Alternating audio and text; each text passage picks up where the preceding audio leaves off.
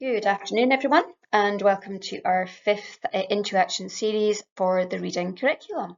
We're delighted to be with you this afternoon and hope you're all settled and ready to start. So today's session, we are looking at how we create independent and engaged readers within our classrooms and within our schools. So we have two aims for our session today. Firstly, we'd like to support you to gain a deeper understanding on how we develop independent and engaged readers across early, first and second level as part of our SBC Way reading curriculum. And secondly, we are aspiring to support you develop some practical strategies and pedagogy tools which you can pick up and use within your classrooms. So as for our other sessions within this series, we will be giving you some input today, led by myself, Dawn Taylor, and we also have members of the Inspire team. We have Kerry Truesdale, who's going to share some expertise around early years, and we have members of the digital team from Inspire also supporting us with some digital tools that will help develop readers within our classroom. We'll then have opportunities for you to break into discussion groups and take part in some activities to support your understanding today. So the QR code here on the page will link to all the key resources that you will need to support the session today. So we'll ask you to pause the video. If your facilitator hasn't already shared these resources, then you can access everything you need on this page here. So if we're thinking about that holistic view of reading, we've already looked in our other Into Action series around building a reading culture and environment. We've explored the 5 pillars of reading, thinking about those reading skills that our learners need to develop.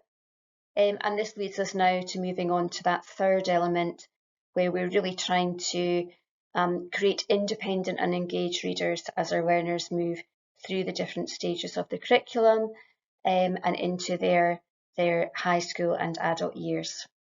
So you can see that it is about those 3 elements working together, and that sweet spot in the middle of our really competent and able readers in the middle.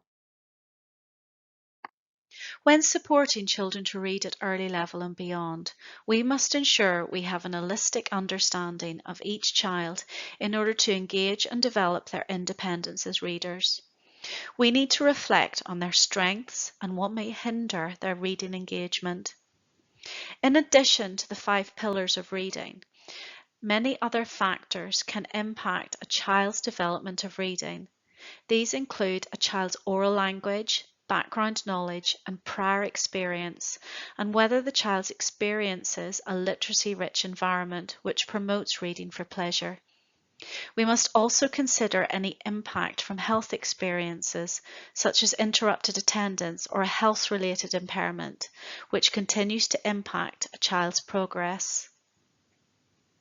Gonzalez et al. 2005 describes this as the child's funds of knowledge. In viewing children's prior knowledge and experiences as funds of knowledge, we can build on these experiences and interests, viewing them as strengths rather than potential barriers or deficits. To engage and develop independence, we must differentiate learning interactions, experiences, and spaces, and match learning and teaching approaches to meet the diverse needs, strengths, interests, and motivations of our learners to ensure that all learners have access to meaningful experiences and opportunities for success in reading. We can also differentiate in learning by valuing the ways in which children may demonstrate their skills. As Realizing the Ambition says, we grow a sense of purpose for the child by our own use of language and engaging them with a wide variety of stories, rhymes, songs, symbols and texts in different media around them. Building this purpose helps to nurture engagement and encourages children to see themselves as readers. And this doesn't just happen by chance. As early years practitioners and teachers, through our interactions, we observe and talk to children as they engage with texts during play and across all learning experiences. And this builds up a picture of the child as a reader. We sensitively interact when we see aspects of these skills needing supported. Ellison Rowe 2017 and 2020 reminds us that noticing a child's engagement should prompt educators to reflect on how familiar or unfamiliar a particular aspect of literacy learning is and consider how we can bridge this for the learner. We should promote reading for purpose and pleasure through our rich spaces and experiences. Breadmore et al. 2019 describes how the attitude a child holds about reading can mean they either avoid or engage with reading. However, attitudes are not fixed. They are shaped by feedback and experiences. The researchers note how important it is that learning is planned to present literacy as useful, important, and enjoyable, and ensures that children have positive experiences of reading and writing. Children who have a range of rich and diverse positive reading experiences can recognize their growing success as readers. We must consider the texts we offer children to engage and encourage them to read. For example, reading material should offer choice, be interesting to children, and culturally relevant and meaningful to their family life experiences. Ensure children see a person like them represented in books and texts they read. Books should reflect diverse ethnicity, cultural and social backgrounds, positive reflections of disability and family structure, as well as books relevant to their interests. The Scottish Book Trust provides helpful lists of books categorised under different interests and themes. We should provide comfortable, inviting spaces where children can enjoy reading through nurturing interactions. There should be spaces to read socially and discuss what they are reading. Children should be active readers and have opportunities to enjoy the success of reading. Independent reading time is important for children to practice their reading skills, have ownership for their reading, and follow their own interests. The Open University Research into Reading for Pleasure, OECD 2002, found that the pedagogic practice of establishing more frequent and sustained reading sessions embedded in relaxed reading environments with accessible resources enable children to develop stamina for reading through choice. They could develop the will to read as well as the skill. The research revealed that over time, many teachers began to see talk as a crucial part of their independent reading routines. As children made selections and recommendations to one another, some sharing the reading of a single comic or swapping chosen picture books partway through the time. Talking about the texts being read became the norm. Additionally, teachers took more active roles. Instead of using this time to get their jobs done, they too engaged at times as readers, recognizing that this pedagogical approach offers children a positive model of being a reader and sharing reading.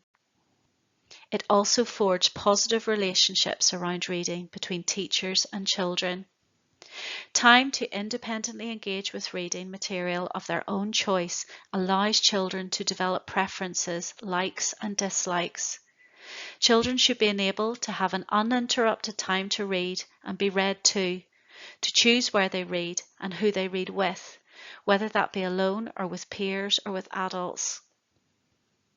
To develop independence, children need a variety of reading material, for example, books, comics, videos, pictures, recipes, and time to informally and formally talk about what they are reading.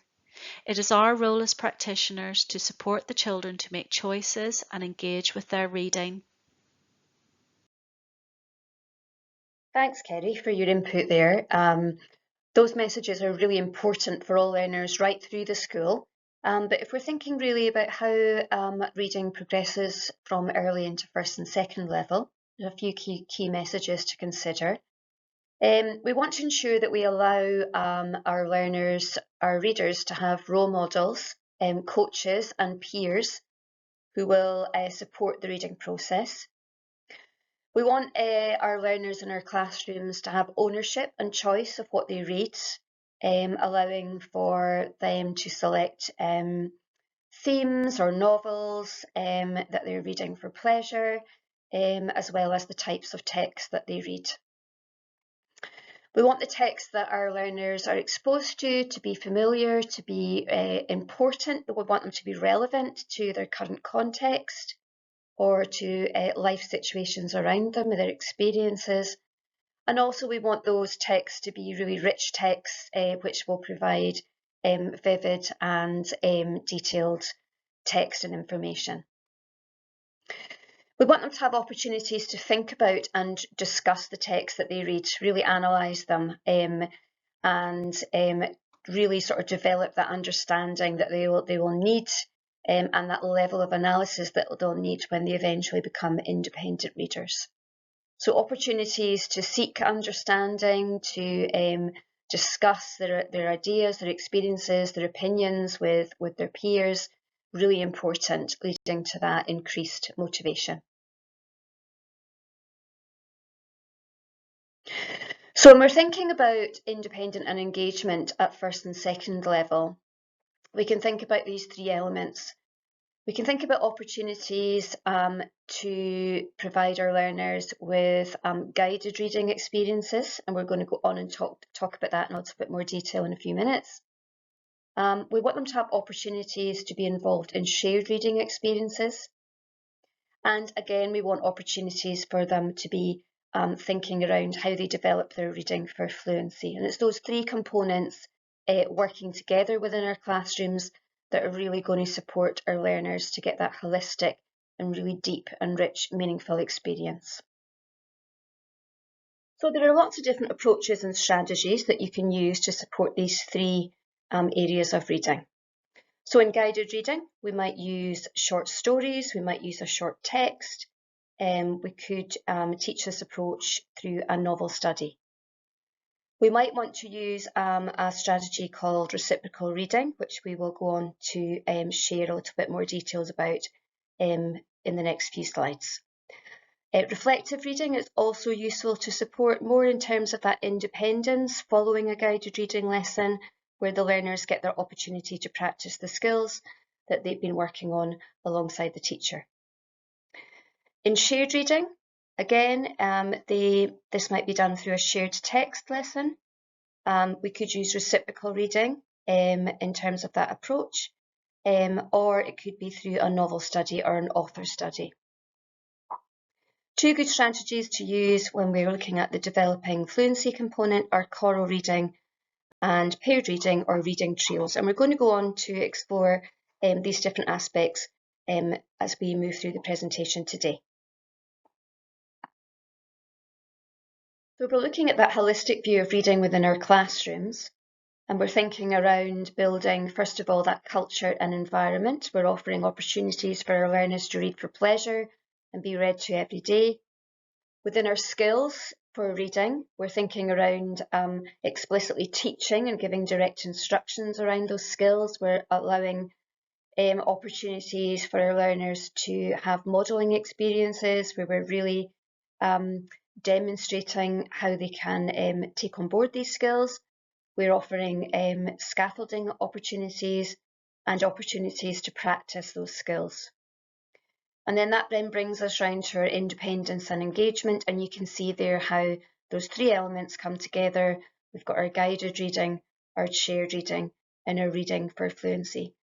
So there's a lot of balls to be juggling here in terms of the reading curriculum, and it can feel overwhelming. So what we're hoping to do today is to try and break that down for you a little bit more and see how those elements connect together.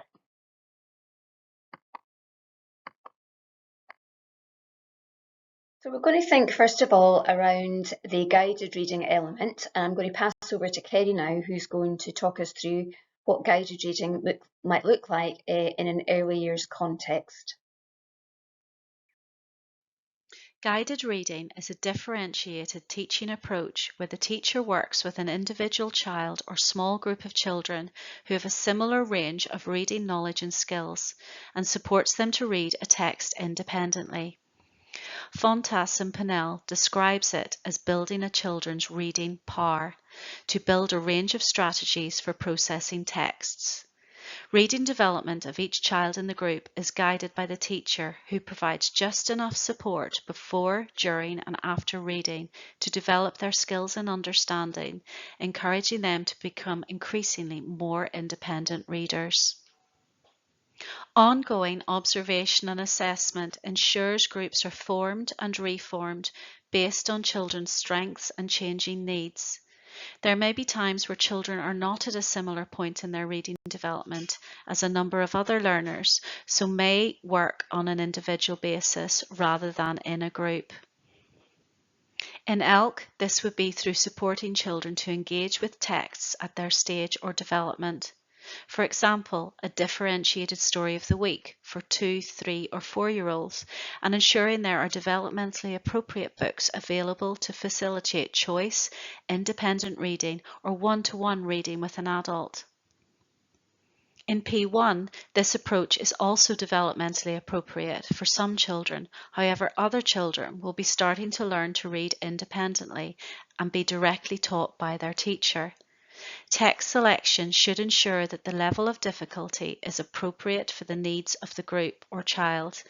The quality of the text is also particularly important. It should be both engaging for the reader and enable the children to apply their reading skills. Reading aloud can improve children's reading fluency, which can support comprehension. Responsive planning creates opportunities for teaching to be repeated for learners as needed. Children learn and progress in reading skills at different rates. Therefore, these small groups will frequently change, as will the amount of time that adults spend with each group. Educators may identify a learner within these small teaching groups who may need some additional one-to-one coaching on a particular aspect of reading.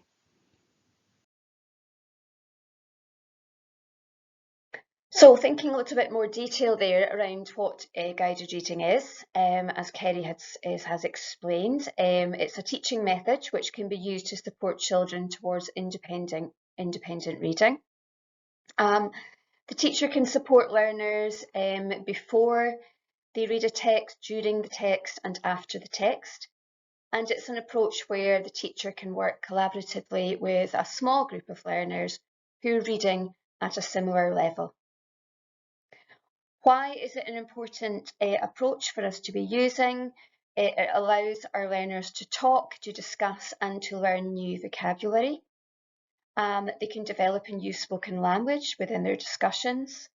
It's an opportunity for them to practice their decoding skills or develop comprehension skills and apply those comprehension skills from that skills for reading section that they've been exploring along with the teacher. They can explore grammar and punctuation, and it really allows them to build that strong literacy power that they can transfer to other contexts.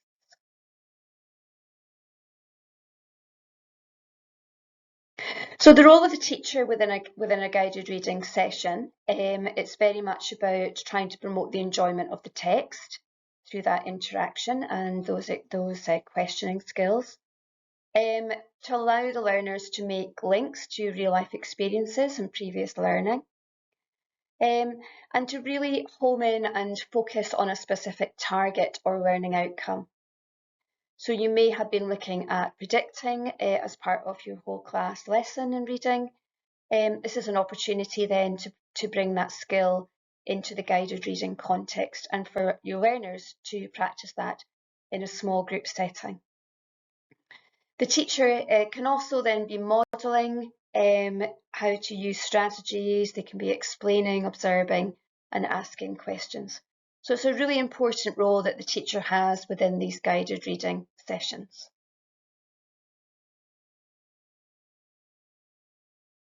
So we're going to think now around how you are currently offering guided reading experiences for groups of learners within your classroom. Thinking about how you can link the teaching and learning of reading skills into those guided reading experiences. And thinking about perhaps if this is something we consider further within our practice from some of the information we've heard this afternoon.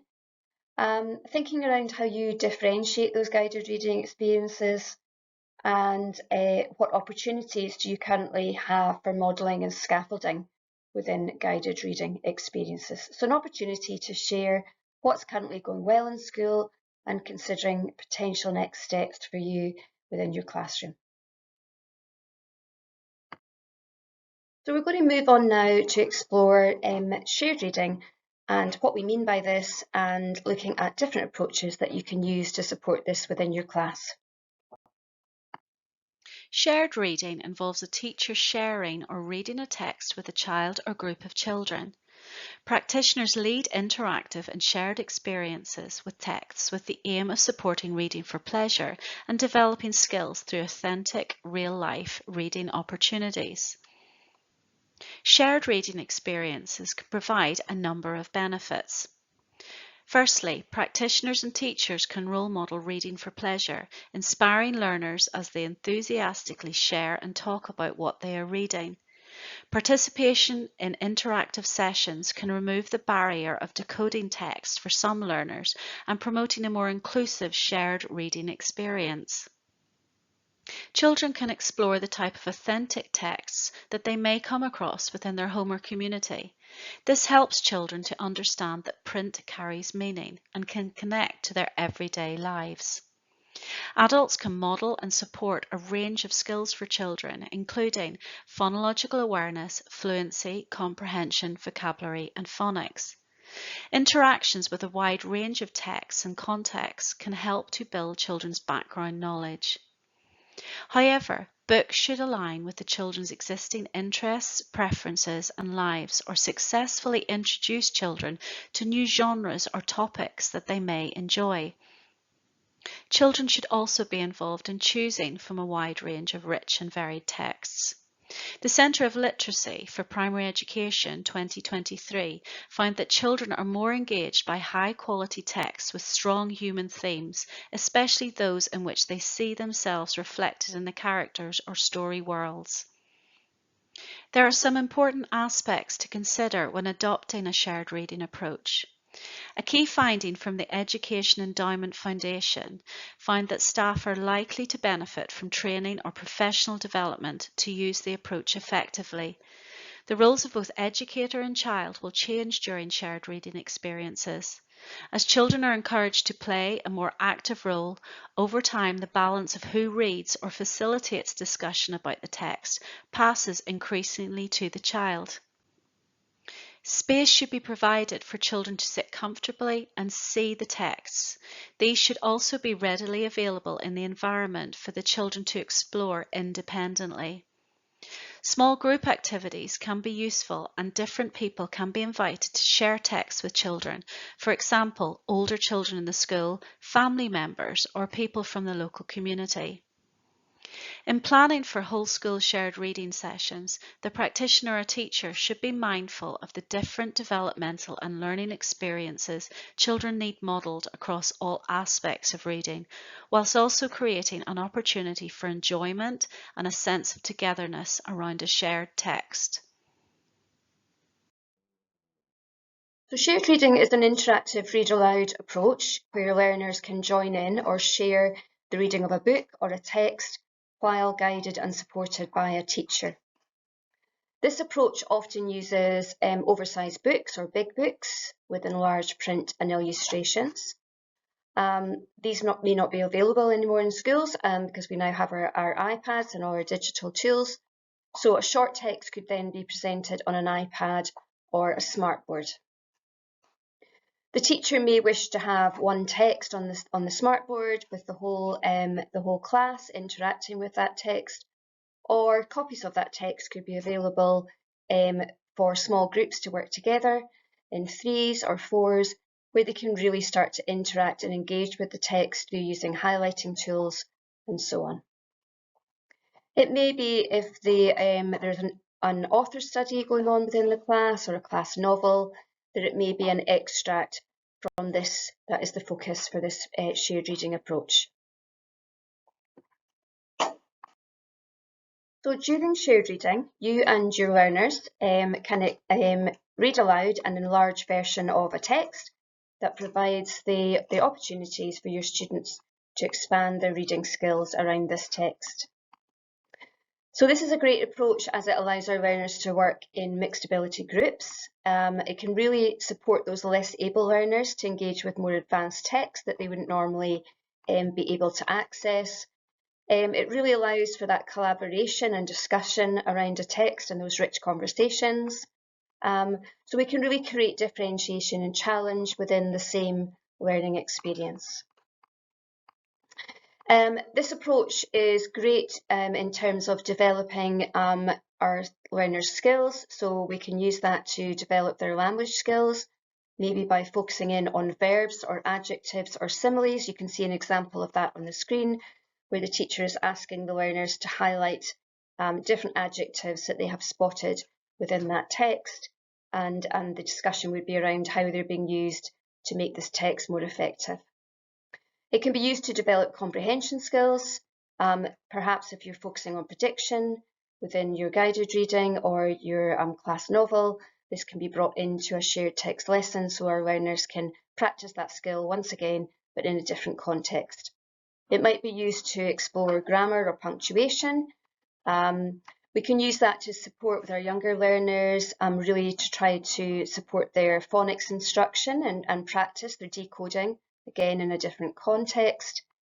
And it's a great way of also building vocabulary. So really homing in on some of the rich vocabulary that's used within the text and starting to build that up as part of our vocabulary lesson.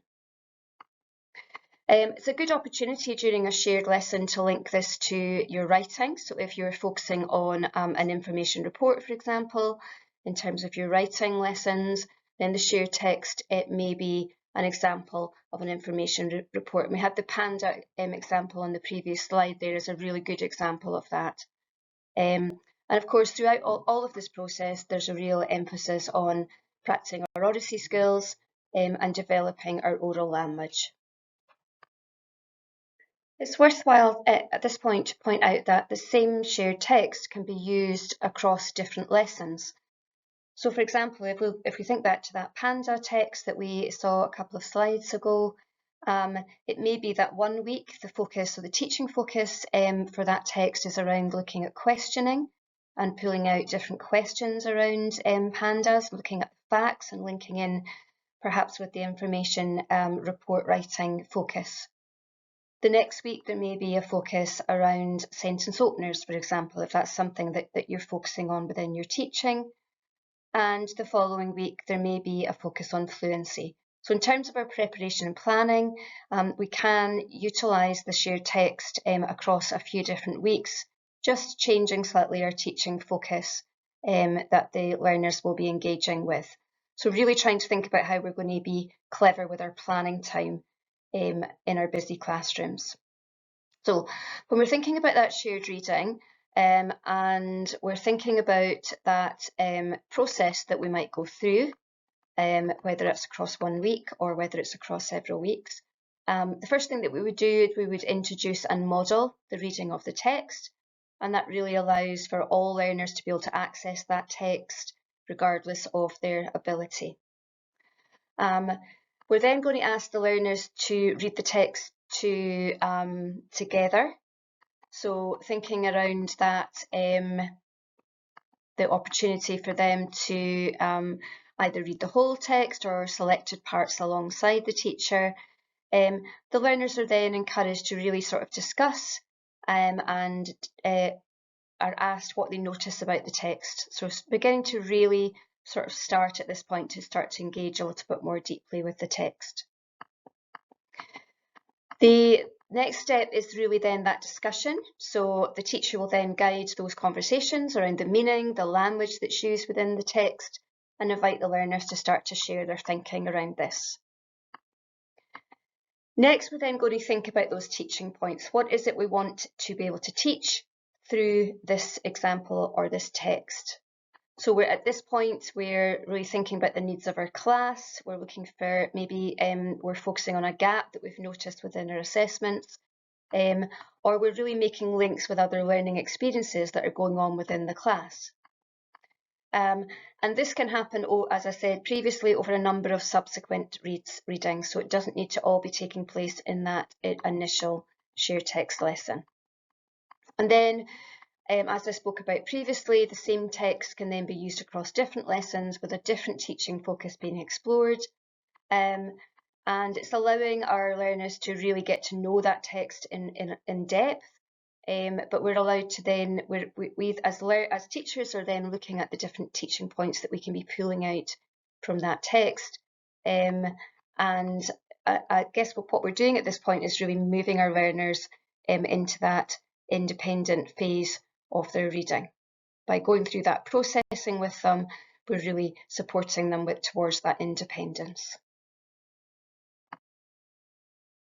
So time to pause now and have a discussion within your school teams or cluster teams, thinking around shared reading and what we've just listened to there. How are we currently offering shared reading experiences with groups of learners or with classes within our schools? How are we linking in the teaching and learning of reading skills into our shared reading experiences?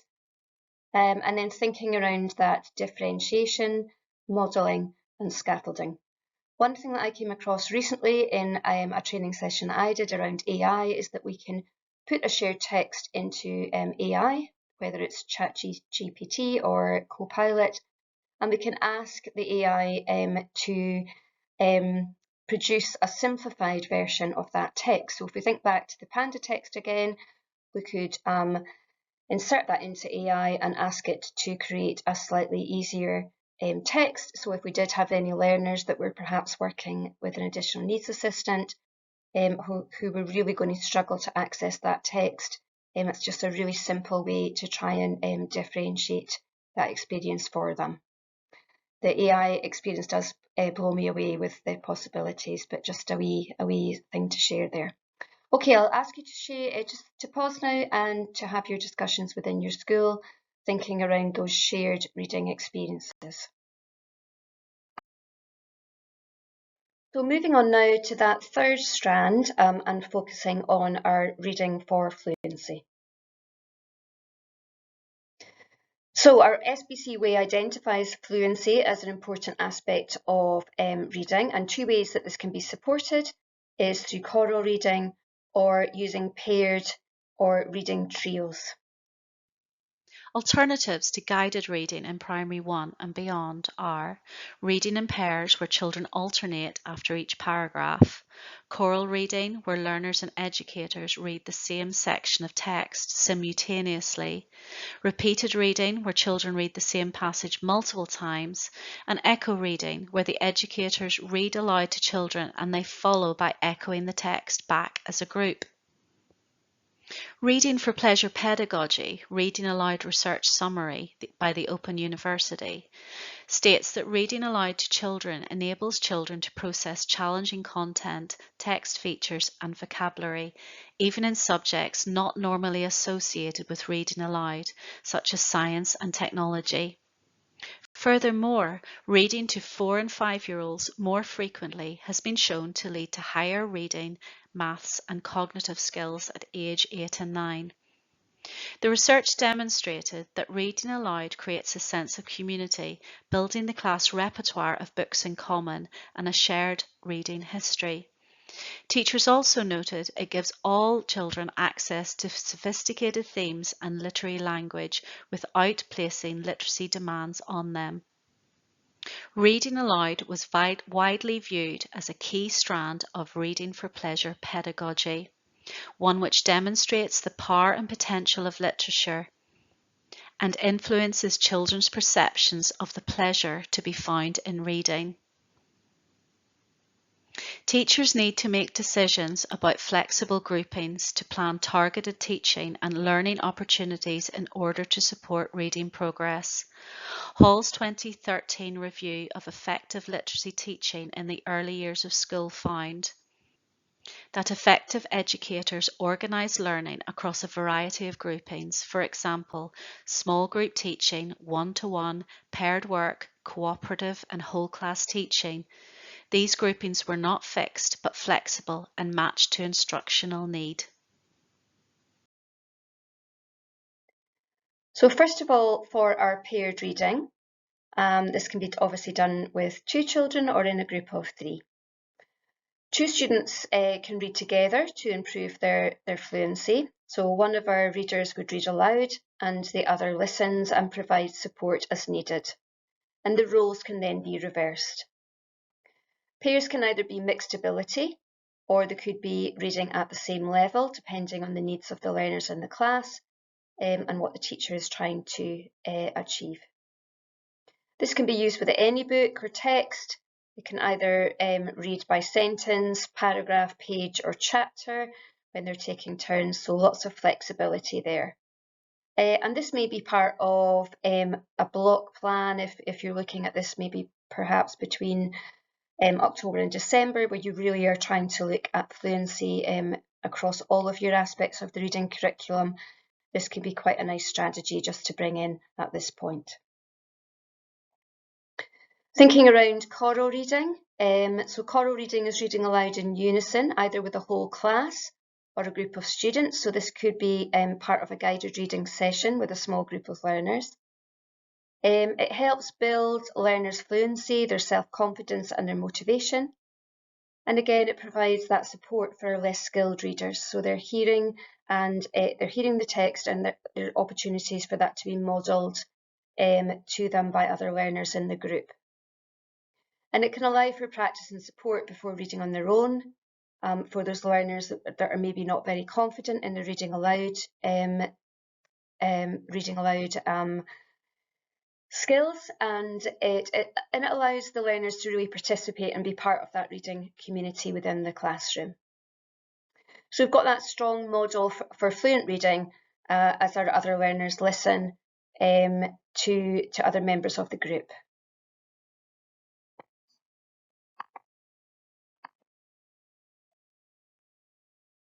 So another opportunity to pause here and to think around your existing practice and an opportunity to share positive things that are working really well within your classroom, thinking around that developing fluency experiences. So how are we currently offering those within our classrooms, thinking around that differentiation, and how are we providing those opportunities to model and scaffold. So facilitators, pause now.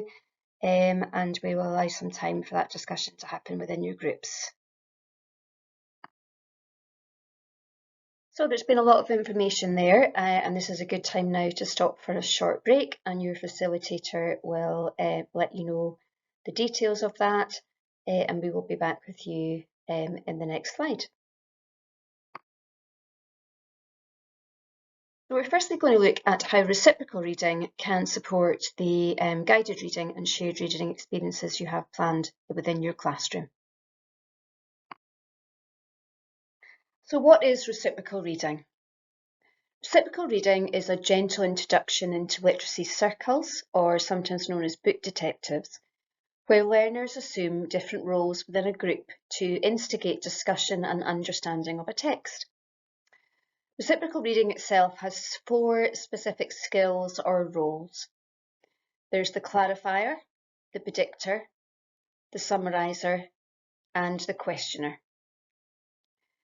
And before working as a group, each skill needs to be explicitly taught through modelling and shared practice, remembering that gradual release of responsibility that we've talked about within our other sessions. Reciprocal reading we would be recommending using possibly towards the end of early level, but mainly within first and second level.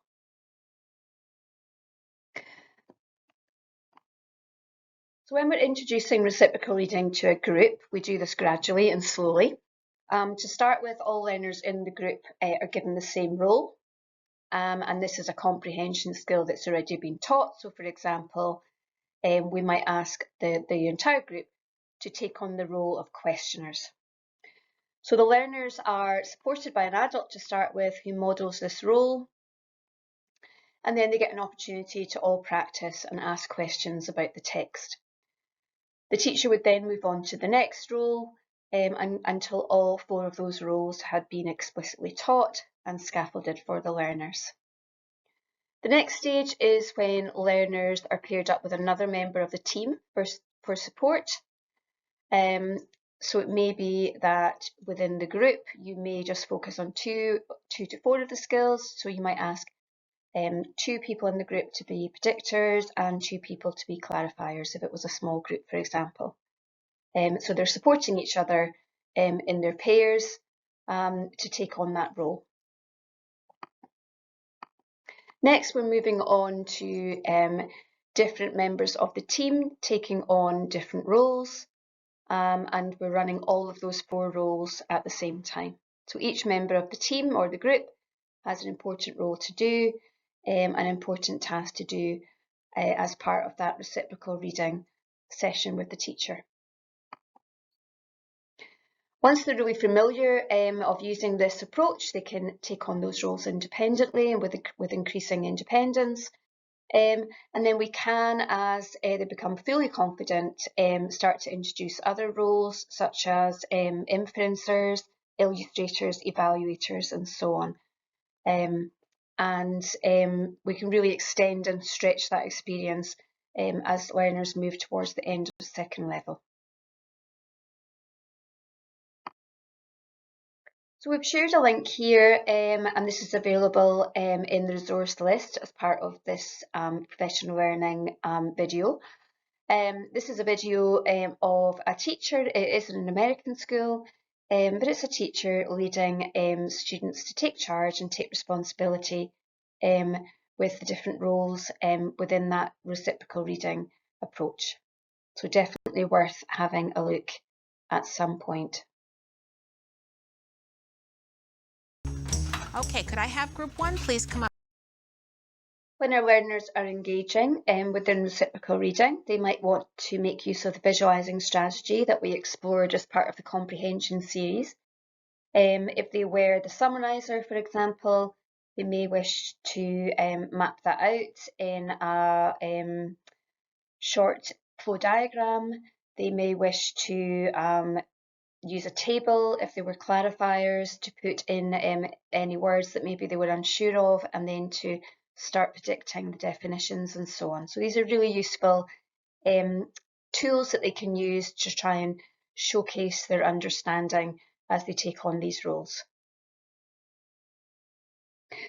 One approach to scaffolding the roles is to provide the learners with some sentence stems, just to try and promote and start off those conversations, particularly for those learners who might need a little bit more support to think about how they're going to contribute within their roles. So reciprocal reading can be used across both shared reading experiences and guided reading. Shared reading is really useful when we're modelling the various roles, and that can be something that's done with the whole class or with learners working in trios around the same text. And in guided reading, it's really useful to facilitate those small group discussions and for our learners to take on those independent roles. So we're going to take an opportunity now for you to put yourselves in the learner's shoes and to take part in a reciprocal reading activity. So we're going to ask you to work in groups of 4 within your teams, wherever you are working during the session just now. And within your team, you're going to allocate each member of your group a role, one person taking on the role of predictor, the questioner, the summariser and the clarifier. We'd ask you to read the short text and then carry out the roles within the group, just to go through that experience of what we're asking our learners to do. And then thinking about those visualising techniques, is there anything that we can use then to share information with other members of the group or to showcase or demonstrate our understanding? So the link to the text is available on the screen here. It's also linked to the support tools for this video series. and we're going to ask you to pause the video to take part in that short experience, and we will join you again where we're going to move on to look at reflective reading. So the next approach we're going to look at is reflective reading. So reflective reading is an approach which was developed by Anne Glennie, and it's based around Curriculum for Excellence, so it's a Scottish approach. It's an approach to teaching reading comprehension, and it can really support independence in reading. And it really embeds the development of higher order thinking skills. So one of the approaches that's promoted through reflective reading is the use of a task mat. The example on the screen here is for the text Wonder, and this would be something that our learners could engage in following their direct input from the teacher. So once that learning had taken place, the learners can then engage in the following activities. The spinner on the right-hand side is just a nice novel way for a group of learners to engage. So they'll spin the spinner, and where they land is the component of the task mat that they would focus on. So the task mat is an opportunity for our learners to develop independence. It's for them to apply their skills around comprehension, around the language, and really engage a little bit more deeply with the text following that input from the teacher. So you can see there's opportunities for them to engage in summarising, questioning, and really thinking around that higher order questioning as well, particularly around when we see things like creating as part of the task mat. So as I said, there's a variety of these that are pre-populated within the teaching trunk. So if you were working on a shared text or a guided reading piece of work with some learners, there may be some task mats that are already there which will support that independence and allow our learners to really link the learning and practice these skills in a different context. So reciprocal reading is really useful strategy when supporting both shared reading and guided reading. Reciprocal reading as part of an approach talks about short reads, which really aligns with the principles of shared reading, and in guided reading, reciprocal reading is really useful as a follow-up task for our learners to increase their independence in reading. So we're going to ask you to put yourself in the learner's shoes once again and have a go at this task mat. The link to the text is in the QR code with all the linked resources for this session. So we would ask you in small groups to read the text and then to have a go at exploring some of the elements that are on the task mat, just to put ourselves in those learners' shoes and to see the experience that we're going to ask our learners to go through. So we're now going to have an explore of our next strategy, which is using a novels or author study to support reading within the classroom. Using Story of the Week as a carefully planned, intentional approach to reading is beneficial at early level. Story of the Week can be used to support understanding, analysing and evaluating, as well as being a key opportunity to develop concepts of print, rhyme, phonological and phoneme awareness. These skills can be developed through selecting appropriate books, rhymes and songs to reinforce the sounds in the play spaces. Practitioners should model new vocabulary and more complex words as they interact with these resources alongside the child. The most conducive approach to the adult role while reading with children is the responsive partner role, where the richness of interaction will support the children's knowledge and understanding.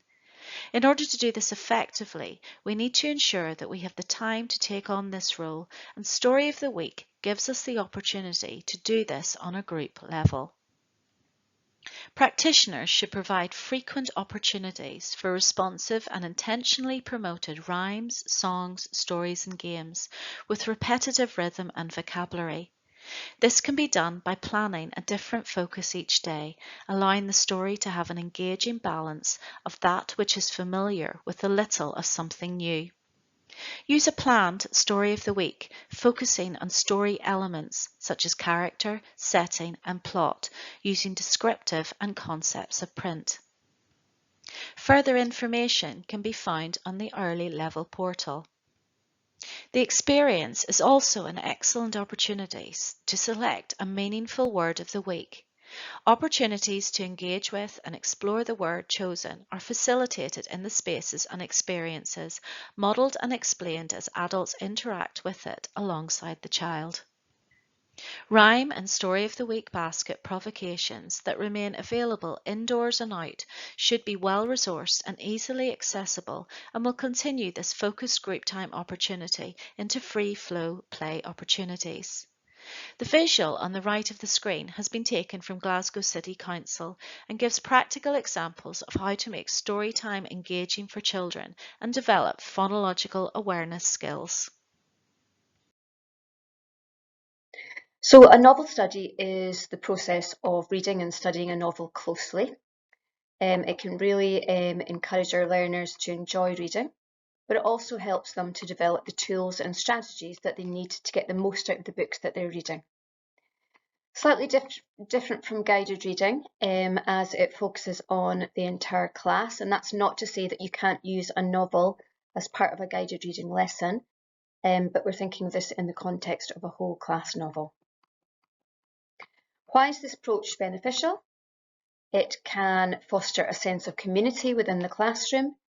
It develops an understanding of different perspectives, characters, the events in the story, and the experiences within the book.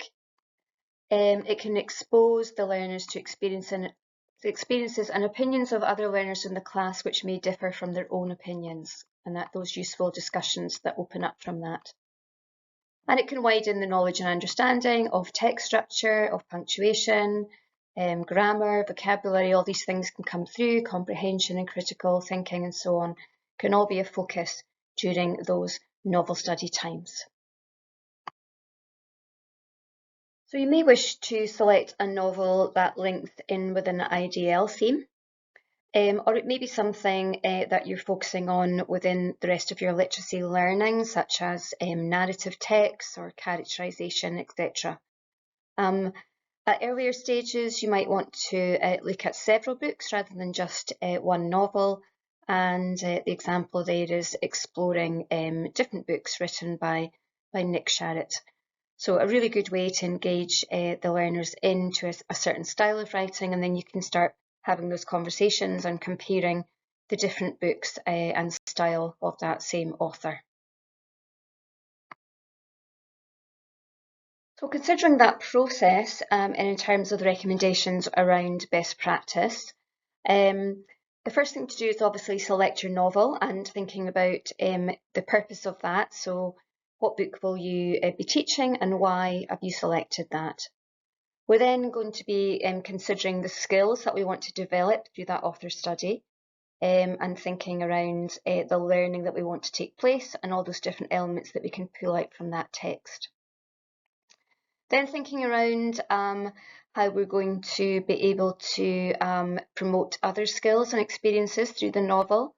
So is there a possibility to link in other areas of literacy, perhaps video clips that link with the themes, poems, pictures, really just to expand those experiences that the learners are going to experience so that they're going to be engaged in that novel, but we're also giving them some wider experiences to focus on as well.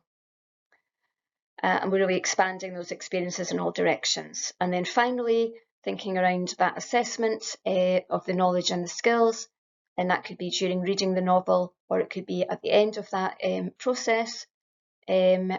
So just thinking around being very clear about what the learning is going to be and the purpose of the novel study and what the assessment is going to be at the end of that.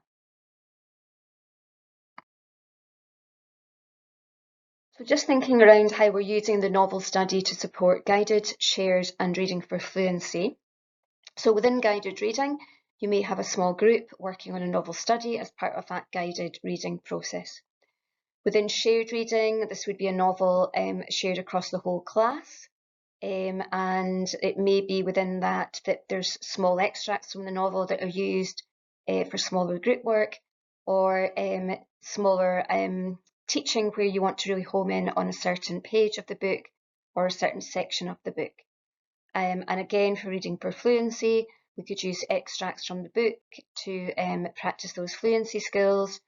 And we could be modelling the fluency and then asking the learners to engage in those activities as well. So there's real scope to use a novel study across these three elements of reading.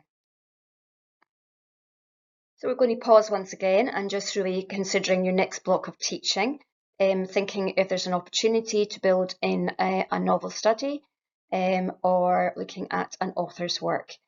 Thinking about how that could support the learning that you're going to be exploring across that learning block, thinking about the skills and the knowledge that you want to share with your learners, and how you're going to link that across other learning experiences within your planning block. So just an opportunity to have those discussions and a little bit of time to sort of plan ahead for your next block of teaching. So time now for a short break, and your facilitator will guide you around that now. So when thinking about planning for the reading curriculum, it's important that we consider that overall focus on learning. So what is that key learning? And then we're thinking about what is the best approach to share that learning. Is it through guided reading opportunities? Is it through shared reading opportunities? Or is it through reading for fluency opportunities? So you won't necessarily be exploring all of these at the same time within your busy week, but it's looking for the best approach to support the learning that you want to focus on. When we're thinking about that key learning, we're thinking about that key learning across the 5 pillars of reading, those 5 components. So our phonics, phonemic awareness, our phonics, our fluency, our comprehension, and our vocabulary. And we're thinking around the best way to teach that through those 3 approaches. We're also considering the key learning that's happening around our literacy focus, thinking about that genre work. So thinking about our genre writing and how that links into our reading and how that links into our Odyssey. And we do have another full session on planning for reading for the SPC way that we can offer. If schools request that, we can certainly support and just support practitioners to try and break that down, looking at planning across the year, planning across a block, and then what that would look like across a week. So that is available if you contact through the CLPL website address. So I'm just going to talk you through a few digital tools you can use at early level to support our children, just to be more independent and engaged in their reading. These apps and techniques are similar to the ones I talked through in the independent and engaged writers section, but I've just added a few bits here and there and tweaked it a bit. So you can create a few resources yourself using the apps on your iPad for children to engage with. Firstly, you can create your own audiobook using the iMovie app, which is the purple app with the white star and purple video camera in. You can take photos of the individual pages of the book and record your voice over the top. This will then create a video audiobook for your children to watch either in the setting or at home. You could share it to Shobi or something like that. You could create a speaking book using the Pages app, which is the yellow icon with the white pen. Creating a speaking book for them to engage with themselves. Again, similarly to iMovie, you just take photos of the book itself and on each page record your voice speaking the words of the book. And you can then export this to an EPUB and save it onto your iBooks app, which is the orangey yellowy icon in the center of this screen on your iPad. For the children, they can then engage with the iBook itself, tapping on the play button to hear your voice and swiping to turn the pages of the book. So that can be quite a useful tool. One accessibility feature that is really useful for use in the early years is the spoken content features. So if you go into your settings app under the accessibility section, you can enable spoken content, which is the grey icon with a speech bubble here. If you toggle on speak selection and speak screen and then turn highlight content on, these tools will allow your children to select text that they see on the screen, whether that be from iBook or a website or something else, and it will show on the menu bar that pops up the word that you want spoken. The children can then hear the word that is written on the page. Using the speak screen option, when you've toggled that on, it allows yourself or the children to swipe down with 2 fingers from the top of the screen, and it will speak the whole screen for the children. You can actually, in the settings option, you can change the voices that you hear when they're speaking the screen and how fast it speaks as well. So that is a really useful tool to enable the children to understand that words on the page are the words that they hear and allow them to independently find out what these words are. And if you do enable that highlight content, it makes it just really clear for the children which words are being spoken at which point. As previously highlighted in the writer's presentation, you can use your Teams app to video call an author maybe and discuss their book that the children are enjoying reading at the moment. You just need to get their Microsoft email account to be able to do this. Be a lovely way to engage with the person who wrote the actual book themselves. The children could feedback which bits they enjoy most and also hear from the author and their own ideas when writing the book. You could use the FaceTime app for this. I've not popped that on the screen. It's a green app with a white video camera. You would just need to get their Apple ID email address to be able to call them using FaceTime. You could use your smartboard or iPad to tune into national literacy events online and live author events. You could engage with websites on reading, such as the Scottish Book Trust. And as you've heard me say quite a few times before, if you've watched some of these presentations, we would always recommend that at early level you use guided access feature on your iPads, which ensures that the iPad stays in one app and children are unable to navigate away from the app that you choose for them. It allows for freedom with guidance and enable children to be more independent with the use of the iPad. So just scan that QR code you see on the screen there and it will take you to a quick demo on how you can enable this on your iPad. So I'm going to now look at some features on the iPad and apps that can reduce barriers to learning on the iPad when it comes to reading. So those inbuilt features in the iPad are actually called the accessibility features. This showing on the screen now is an interactive image that outlines these features. It's not interactive here, it's interactive and available on the Inspire Learning website. On this image, you'll be able to tap on the small orange circles you can see to watch video demos on what I'm about to talk through. I'll pop a QR code of this interactive visual for you to scan at the end of this slide. It includes videos on how to support readers by changing visual settings on your iPad. So these are settings like if you go into the Settings app, you can change the iPad's display and text size. You can make it look bold. You can change the size of the app icons on the actual screen of the iPad as well for children who find maybe the default size quite tricky to read. This might be also useful for younger learners too, whose fine motor skills are still developing. Also under accessibility in your settings on your iPad, you can use color filters, which allows you to change the background color of the iPad. You can also change the language of the iPad in the settings under General to support any learners with English as an additional language.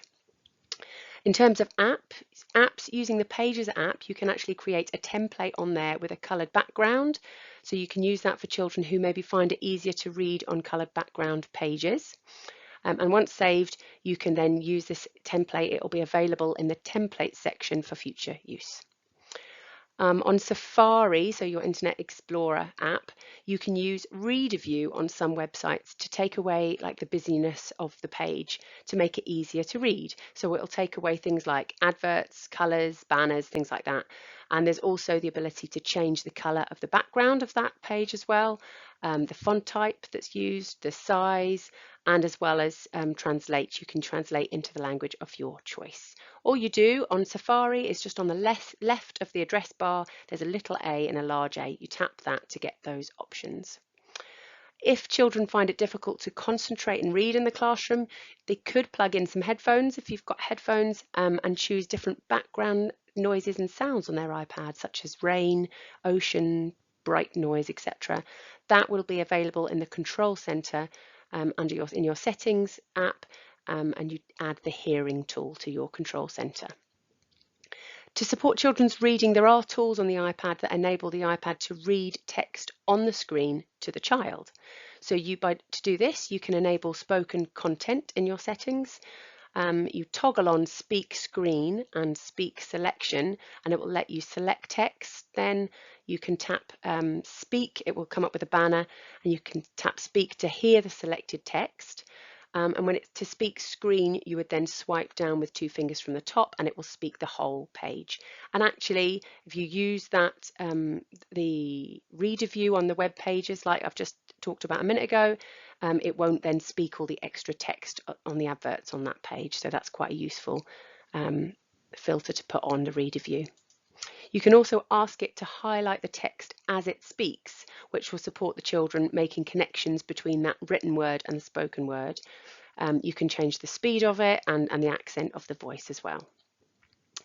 Going over to the Shobi app, if you're using Shobi, you can also tap and hold on a comment in Shobi, and it will also show speak option for you, and you can select that and it will speak the comment that's written. You can also select text on a document that's saved in Shobi or on a photograph. If you tap and hold again the words, you'll see speak come up, and you can tap that to hear what it says.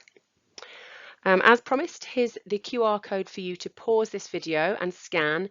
This will get you to the demo videos of these features on the Inspire Learning website, and will come up with that visual that you've just seen.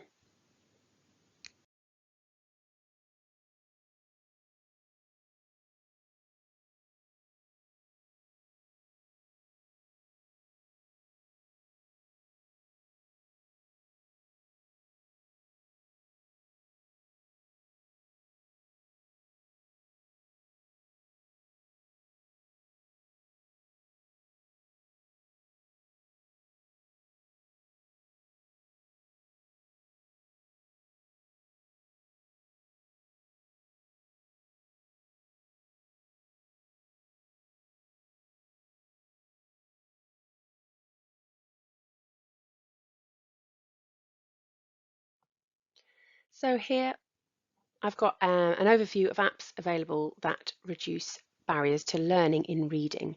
Again, this image can be found as an interactive image on the Inspire Learning website, and it will link to demos for the features shown here.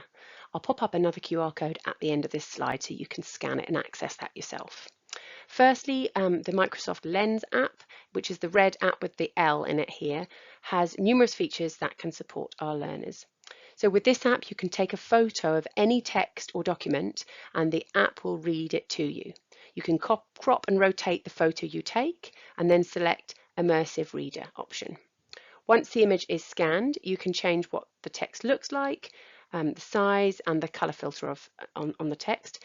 You can ask it to highlight nouns and syllables, and it can also provide a picture dictionary that will help children to understand what the words they are reading mean. You can also get it to recognize handwriting and it will turn it into text. So generally it's such a rich tool, this app, to support our learners with reading. Also in Microsoft Lens, you can translate text to read for our learners with English as an additional language. You just again take a photo of the text and select translate and then choose the language you would like to translate it to. Another useful app for translation, while we're talking about translation, is the Google Translate app. So again, using that app, you can take a photo of text the child would like to read and then to translate it, you can get it into a variety of languages. Translated text can also be read out by the app, not just translated into text, it will read it for you. If you then go over to, you can use Google Translate on the web, and this will actually translate whole documents for you. So if you've got a document that you want families with English as an additional language to read, or even children, a document you want them to read, you can have it translate the whole document for you on the website. So as promised, here is the QR code for you to scan so you can use this interactive visual on the Inspire Learning website. You can also find a wealth of short demo videos that show you how you can use digital technology to support learning on the Inspire Learning YouTube channel. If you'd also like an in-person support with these features, just get in touch with your Cluster Inspire support teacher for more information on how you can use these digital tools in your classroom.